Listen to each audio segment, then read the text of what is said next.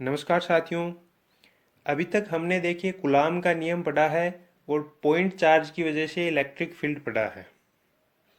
अब हम आगे बढ़ते हैं इससे और देखते हैं कि अपना जो चार्ज है वो सतत रूप से किसी पृष्ठ पर वितरित है, तो उसकी वजह से हमें इलेक्ट्रिक फील्ड निकालना होता है।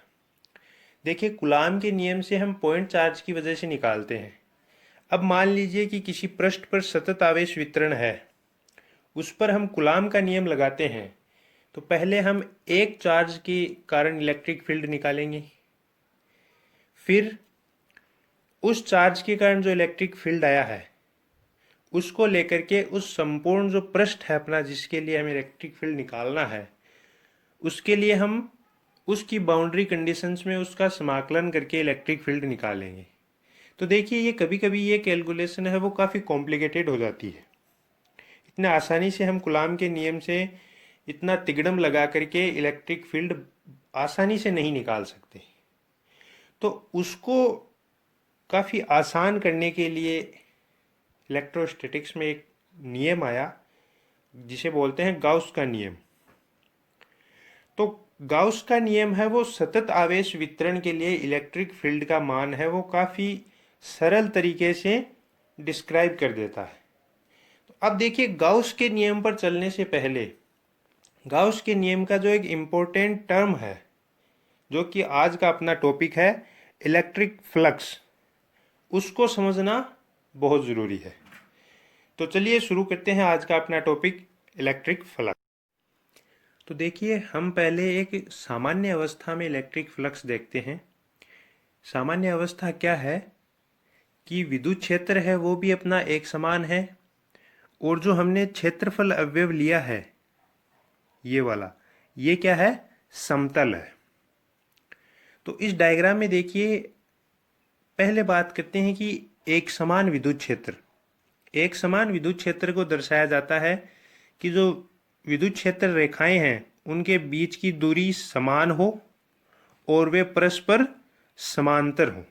तो देखिए यहाँ पे इन दोनों के बीच की डिस्टेंस, इन दोनों के बीच की डिस्टेंस और इन सभी के बीच की डिस्टेंस आपस में समान है और ये एक दूसरे के समानांतर है। तो यहाँ पे इलेक्ट्रिक फील्ड है वो अपना है एक समान। और जो हमने समतल ये लिया है ये अपना क्षेत्रफल अवयव है, इसको हमने लिया है समतल। तो ये अपनी नॉर्मल कंडीशंस है जिसमें हम पहले इलेक्ट्रिक फ्लक्स को समझेंगे, बाद में दूसरी कंडीशन की बात हम इलेक्ट्रिक फ्लक्स को समझने के बाद में करेंगे। तो चलिए देखिए इस डायग्राम में एक समान इलेक्ट्रिक फील्ड दे दिया, एक समतल दे दिया। अब देखिए हम बात करते हैं पहले समतल की। समतल का अपना एक क्षेत्रफल होता है। जैसे इस समतल का क्षेत्रफल मान लिया हमने s है। अब देखिए इस क्षेत्रफल की डायरेक्शन किधर होती है, समतल से अभिलंब की दिशा में। और समतल से अभिलंब की दिशा का मतलब होता है समतल के लंबवत बाहर की ओर। जैसे अपना ये एक समतल है, इसकी वजह से इसके जो क्षेत्रफल की दिशा होती है वो इस समतल से बाहर की ओर लंबवत होती है। तो यहाँ पे ये जो समतल है वो हमने थोड़ा ऐसे तिरछा करके दर्शाया है। तो इसके लंबवत इसकी डायरेक्शन किधर होगी, ये वाली होगी, एस वेक्टर। ठीक है, ये अपना एक समान इलेक्ट्रिक फील्ड है ही। अब देखिए इस कंडीशन में जो अपना विद्युत फ्लक्स है वो कैसे रिप्रेजेंट किया जाता है। तो इस कंडीशन में इलेक्ट्रिक फ्लक्स को, एक बात और, इलेक्ट्रिक फ्लक्स को फाई ई के द्वारा डिनोट किया जाता है। तो इस कंडीशन में इलेक्ट्रिक फ्लक्स फाई ई क्या होगा, फाई ई बराबर ई एस कॉस थीटा। क्या हो जाएगा, ई एस कॉस थीटा। या अगर हम कॉस थीटा की टर्म को हटाएं तो हम इसे क्या लिख सकते हैं, फाई ई बराबर ई वेक्टर डॉट एस वेक्टर। ये क्या है, ये दो सदिश राशियों का अदिश गुणनफल है। तो इससे हमारा जो फाई ई है विद्युत फ्लक्स वो कैसी राशि है, अदिश राशि। ठीक है, तो ये बात होगी सिंपल कंडीशन में अपनी इलेक्ट्रिक फ्लक्स है वो होता है ई एस कोस थीटा, या इसे हम ई और एस को वेक्टर फॉर्म में लिखें और कोस थीटा की टर्म को हटाएं तो हमारे पास बनता है फाई ई बराबर ई वेक्टर डॉट एस वेक्टर, अर्थात दो सदिशों का अदिश गुणनफल। यही बन रहा है। ओके, तो इससे पता चला कि जो फाई ई है अपना इलेक्ट्रिक फ्लक्स वो कैसी राशि होगी, अदिश राशि होगी। ओके, अब हम ये जो इलेक्ट्रिक फ्लक्स का मान आया है अपने पास में कि फाई ई बराबर E S cos theta. Okay, ये कोस थीटा है, ये इसमें जो एंगल आ रहा है थीटा वो किन के मध्य का कोण है, वो है इलेक्ट्रिक फील्ड ई और क्षेत्रफल अभिलंब एस वेक्टर के बीच का ये कोण, ये थीटा कोण है। तो अब देखिए कोस थीटा की वजह से हमारे पास में फाई ई के मान है वो 3 प्राप्त होते हैं। 3 कंडीशंस बनती हैं हमारे पास में इस एंगल थीटा की वजह से। क्या क्या बन सकती हैं, देखिए अगर ये समतल है वो विद्युत क्षेत्र के बिल्कुल लंबवत होता है तब थीटा का मान कितना होगा। जैसे मान लीजिए ये विद्युत क्षेत्र है और ये समतल बिल्कुल ऐसे लंबवत है, तो इसका जो क्षेत्रफल अभिलंब है वो एस वेक्टर इधर होगा, ये ई वेक्टर इधर है। तो अब अपना समतल है ये जो एस क्षेत्रफल वाला, ये विद्युत क्षेत्र के बिल्कुल लंबवत है। तो इस कंडीशंस में एंगल यहाँ पे कितना बन रहा है, 0 डिग्री। तो कोस 0 डिग्री का मान होता है, कोस 0 का मान 1। ठीक है, इसी प्रकार से जब ये समतल है वो इसको हम रोटेट करवाते हैं भिन्न भिन्न एंगल से तो थीटा का मान चेंज होता है।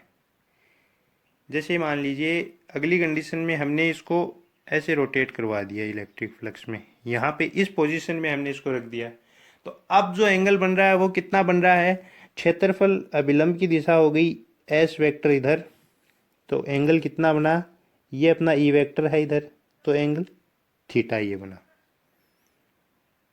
ठीक है, अगली कंडीशन में हम मान लीजिए इसको हम बिल्कुल इस कंडीशन में ले आते हैं विद्युत क्षेत्र के समांतर। तो अब जो क्षेत्रफल अभिलंब होगा उसकी डायरेक्शन होगी एस वेक्टर इधर, ये एंगल कितना बना 90 डिग्री, तो कोस 90 की वैल्यू 0। अगली कंडीशन में देखिए हम मान लीजिए ये इलेक्ट्रिक फील्ड है और इस समतल को हम बिल्कुल विपरीत घुमा देते हैं और उस कंडीशन में अपना जो एस वेक्टर है वो ये है, ई वेक्टर है, ये डायरेक्शन है, तो इस एंगल कितना बना 180। तो यहाँ पे कोस थीटा का मान है वो अलग प्राप्त होगा। तो इन्हीं विभिन्न कंडीशंस के लिए हम फाई की वैल्यू देखते हैं कि किस कंडीशंस में फाई ई है वो पॉजिटिव होता है और किस कंडीशन में नेगेटिव होता है, और कौन सी ऐसी कंडीशन है जिसमें फाई ई का मान 0 प्राप्त होता है। तो देखिए हम कंडीशन नंबर 1 लेते हैं कि फाई ई बराबर पॉजिटिव। फाई ई बराबर पॉजिटिव, तो फाई ई क्या होता है, ई एस कॉस थीटा। अब थीटा की वैल्यू कहाँ से कहाँ तक होगी फाई ई के पॉजिटिव होने के लिए, तो थीटा है वो बिलोंग करेगा 0 से तो बड़ा और 90 डिग्री से छोटा। तो थीटा की वैल्यू है वो 0 से 90 के बीच में होगी, तो फाई ई है वो पॉजिटिव होगा। अर्थात जो विद्युत क्षेत्र रेखाएं हैं वो पृष्ठ से बाहर निकलती हुई दर्शाई जाएंगी। अर्थात अगर विद्युत क्षेत्र रेखाएं हैं वो पृष्ठ से बाहर निकल रही हैं तो फाई ई का मान पॉजिटिव, क्योंकि उसी कंडीशन में थीटा का मान है वो 0 से 90 डिग्री होता है। जैसे ये समतल था अपना, ये इलेक्ट्रिक फील्ड लाइन है, तो इसका अभिलंब हमने ये लिया है, मान लीजिए बिल्कुल लंबवत रखा है, तो ये अभिलंब एस वेक्टर इधर है और ये ई वेक्टर इधर है। अब देखिए ये इलेक्ट्रिक फील्ड लाइन है, इधर बाहर निकल रही है, तभी तो ये कोण बना रहा है यहाँ पे 0 डिग्री। ठीक है, अगर ये प्रवेश कर रही होती तो एंगल बनता इधर से प्रवेश कर रही है, तो ये एंगल कितना बनता 180 डिग्री। समझ रहे हैं इसे आप? ओके। तो पहली कंडीशन होगी कि फाई ई है वो पॉजिटिव है, तो उसके लिए थीटा की वैल्यू आ गई 0 से 90 डिग्री, और जो इलेक्ट्रिक फील्ड लाइन है वो प्रवेश कर रही हैं क्षेत्रफल में, सॉरी क्षेत्रफल से बाहर निकल रही हैं electric field line. Condition number 2 की बात करते हैं। Phi E equals to negative. Phi E का मान नेगेटिव कब होगा? E S cos theta, theta की वैल्यू क्या हो कि कोस का मान नेगेटिव आए, तो कितने के बीच में होता है? थीटा है वो 90 से तो बड़ा हो और 180 डिग्री से छोटा हो। इस कंडीशंस में थीटा अगर 90 से 180 के बीच में है तो कोस की वैल्यू क्या आती है? नेगेटिव। कोस की वैल्यू नेगेटिव आएगी तो ई एस कोस थीटा से फाई की वैल्यू क्या आएगी? नेगेटिव। अर्थात इसको हम दूसरी भाषा में क्या बोल सकते हैं कि विद्युत क्षेत्र रेखाएं अगर पृष्ठ में प्रवेश कर रही हैं तो फाई का मान कितना होगा? नेगेटिव। चलिए बात करते हैं नंबर 3 की। फाई ई बराबर 0 कि इलेक्ट्रिक फ्लक्स का मान ही ना प्राप्त हो, शून्य मान प्राप्त हो, और शून्य मान थीटा की किस वैल्यू पर कोस थीटा का मान शून्य प्राप्त होगा? थीटा बराबर 90 डिग्री। थीटा बराबर 90 रखते कोस का मान 0, कोस 90 0, तो फाई की वैल्यू 0।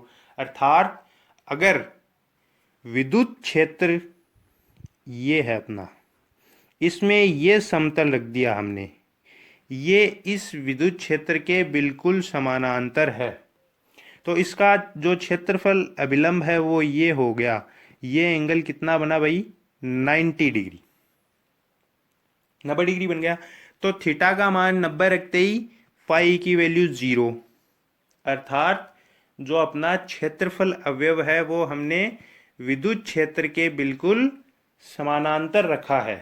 तो इस कंडीशन में इलेक्ट्रिक फ्लक्स की वैल्यू क्या आएगी? 0। तो ये हमने नॉर्मल कंडीशन में इलेक्ट्रिक फ्लक्स की बात की है कि नॉर्मल कंडीशन, अगर सिंपल कंडीशन है कि एक समान विद्युत क्षेत्र है और जो क्षेत्रफल अवयव लिया है वो क्या है? समतल है, तो इस कंडीशन में अपने पास में इलेक्ट्रिक फ्लक्स हो गया फाई ई बराबर E S cos theta, sorry phi E बराबर ई एस कॉस थीटा। ये जो थीटा एंगल बन रहा है वो ई और एस के बीच में एंगल है। इसकी हमने 3 कंडीशन ले ली कि phi E positive, phi E negative और 0। किस किस कंडीशन में होती है ये हमने देख लिया। लेकिन देखिए आपको ऐसी नॉर्मल कंडीशन नहीं मिलती है कि जो विद्युत क्षेत्र है वो भी एक समान है और क्षेत्रफल अवयव है वो भी क्या है? समतल है। तो अब हम मेन मुद्दे पर आते हैं, और मेन मुद्दा अपना है कि न तो अपना इलेक्ट्रिक फील्ड है वो एक समान है, और ना ही अपना जो क्षेत्रफल अवयव हमने लिया है वो समतल है। तो इस कंडीशन में हम क्या करते हैं, जो हमने जितना भी क्षेत्रफल अवयव लिया है ये वाला, ये जितना भी ये क्षेत्रफल अवयव है, इसको हम क्या करते हैं? छोटे छोटे क्षेत्रफल अल्पांशों में विभक्त कर लेते हैं।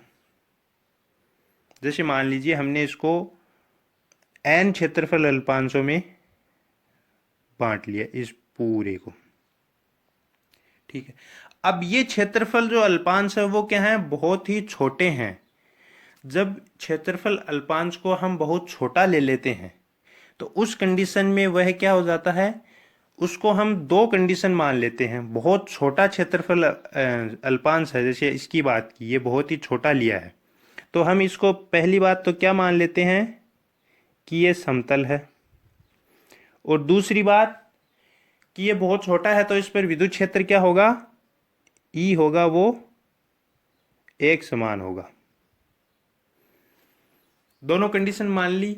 ये दोनों कंडीशन मानते ही इलेक्ट्रिक फ्लक्स की क्या बन जाती है, सामान्य अवस्था, नॉर्मल कंडीशन, कि अपना जो क्षेत्रफल अवयव है वो भी समतल और विद्युत क्षेत्र भी एक समान।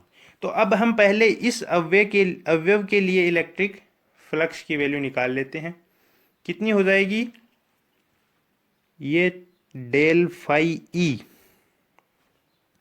और कौन सा है ये, आई व अल्पांश है, तो ई आई बराबर क्या होता है, E vector dot S vector, तो E I vector dot del S I vector.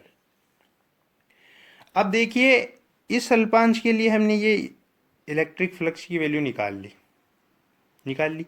ठीक, अब हम इन सभी अल्पांशों के लिए इसी प्रकार से इलेक्ट्रिक फ्लक्स की वैल्यू निकालेंगे। इन सभी के लिए जब ये टोटल के लिए हम इलेक्ट्रिक फ्लक्स की अलग अलग वैल्यू निकालेंगे तो फिर हम जो ये प्राप्त होगी वैल्यू हमें, इसका हम करेंगे अदिश योग।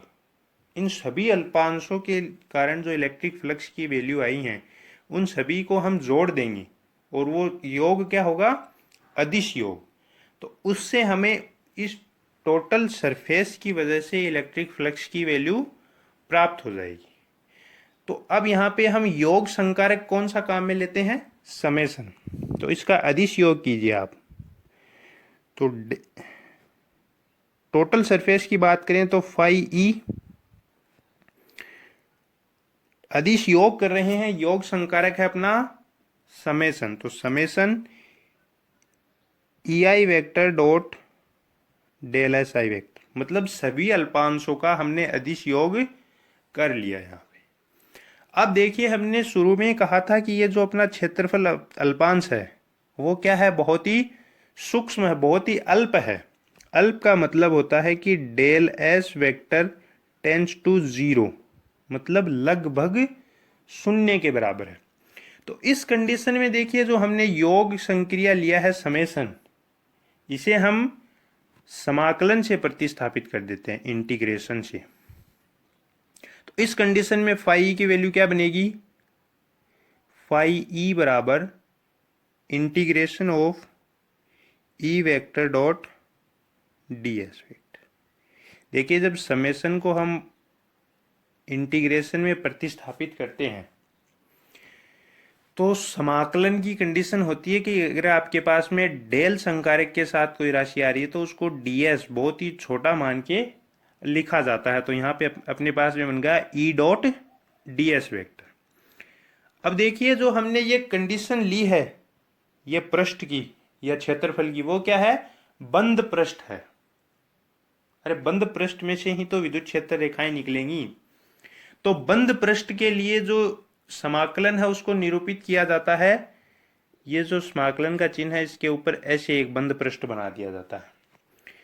तो बंद पृष्ठ के लिए हम क्या लिखते हैं, फाई ई बराबर क्लोज इंटीग्रेशन, है ना, बंद पृष्ठ के लिए समाकलन ई वेक्टर ds वेक्टर। तो ये इलेक्ट्रिक फील्ड का फॉर्मूला हो गया अपना। जब अपना इलेक्ट्रिक फील्ड भी एक समान नहीं है, इस कंडीशन में क्या है, ना तो ई वेक्टर एक समान है और ना ही एस है वो समतल है, तो इसमें आ गया क्लोज इंटीग्रेशन ई vector dot D S vector. Okay, अब देखिए इस क्षेत्रफल में से अगर विद्युत क्षेत्र रेखाएं बाहर निकल रही हैं तब तो फाई क्या होगा, पॉजिटिव। ठीक है, अगर प्रवेश कर रही हैं तो फाई क्या होता है, नेगेटिव। दो कंडीशन की हम पहले बात कर चुके हैं। अब इसको ही थोड़ा आगे लेके देखते हैं। जैसे मान लीजिए कि इसमें 3 इलेक्ट्रिक फील्ड लाइन प्रवेश करती हैं और 2 बाहर निकलती हैं, तो कौन सा ज़्यादा है, प्रवेश करने वाला या बाहर निकलने वाला? प्रवेश करने वाला। तो फाई ई क्या हो जाएगा? नेगेटिव। इसके साथ हम देखें कि अगर 2 इलेक्ट्रिक फील्ड लाइन प्रवेश कर रही हैं और 3 बाहर निकल रही हैं, मतलब बाहर निकलने वालों की संख्या प्रवेश करने वालों की संख्या से अधिक है, तो इस कंडीशन में फाई ई क्या हो जाएगा? पॉजिटिव। अब बात करते हैं कि फाई ई की वैल्यू 0 कैसे होगी भैया।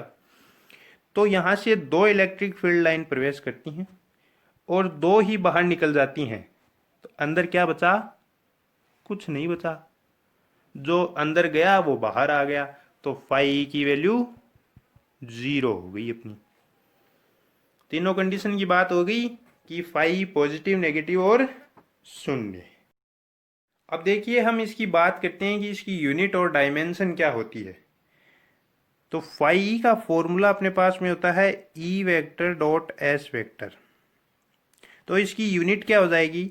इलेक्ट्रिक फील्ड की यूनिट होती है न्यूटन पर कूलाम और क्षेत्रफल की होती है मीटर स्क्वायर। तो यूनिट क्या हो गई? न्यूटन इंटू मीटर स्क्वायर पर कूलाम, या इसकी दूसरी यूनिट होती है वोल्ट इंटू मीटर। ठीक है, अब हम इसकी बात करते हैं डायमेंशन की। तो देखिए ये अपना फॉर्मूला है newton upon coulomb into metre square. इससे हम इसकी विमा निकालते हैं। तो न्यूटन क्या है? फोर्स। फोर्स की विमा क्या होती है रे? m1 l1 t-2। Metre square की क्या होती है? l2 बट्टा कूलाम c बराबर, सॉरी कूलाम q। q का ही तो q की तो यूनिट है कूलाम, तो q बराबर क्या होती है? it। तो q की कूलाम की क्या होगी? at।